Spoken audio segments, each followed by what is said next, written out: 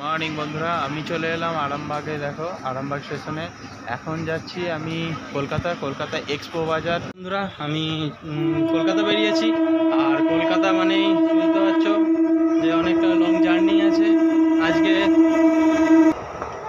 আছে। আজকে কলকাতায় এক্সপো মার্কেট যাব, ডিজে এক্সপো। কলকাতাতে সায়েন্স সিটির পাশে বসেছে, তো সেখানকে যাব।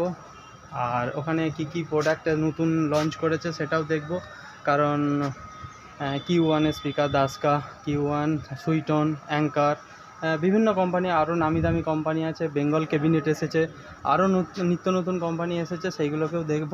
তো চলো যাওয়া যাক। ট্রেন ধরেছি, ট্রেন ধরবো, আর ট্রেন আসবে এক্ষুনি। ট্রেন ধরে যাব, যে হাওড়া নামবো, হাওড়া থেকে সায়েন্স সিটি বাস ধরবো। সায়েন্স সিটিতে গিয়ে দেখব, যে তোমাদেরকে প্রতিটা প্রোডাক্ট দেখাবো, যে প্রোডাক্ট কী লঞ্চ করেছে নতুন। আর একটা সুখবর, পাওয়ার মিউজিক হরিদ্বারে পৌঁছে গেছে। হরিদ্বারে পাওয়ার মিউজিক পৌঁছেছে কটার সময়? রাত 2টোর সময় পৌঁছেছে। রাত 2টোর সময় পাওয়ার মিউজিক পৌঁছে গেছে হরিদ্বারে। আর সেখানে আজকে ফিটিংস মনে হয় হবে আজকেই। তো সেখানে পাওয়ার মিউজিক চলে গেছে, একটা সুখবর জানিয়ে দিলাম। আর তার সঙ্গে সঙ্গে আমি পাওয়ার মিউজিকের কাছে যেতে পারিনি হরিদ্বার, তাই আমি এক্সপো মার্কেট যাচ্ছি। এক্সপোতে দেখে নেবো, ডিজে এক্সপোতে কী নতুন এসেছে। তো সার্জেনদা কালকে এসেছিলো, কালকে চলে গেছে 11 তারিখ, আজ 12 তারিখ। তো 12 তারিখে দেখে নেবো। সার্জেনদা তো আজকে আসবে না, তো তার সঙ্গে দেখা হলো না।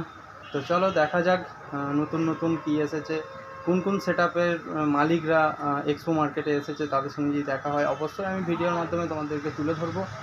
तो टाटा बंधु, आबार देखा होबे। डेट है दोस्तों, यहाँ पे आप देख सकते हैं 11, 12, 13 जुलाई तक है। मतलब आज जो है फर्स्ट डे है।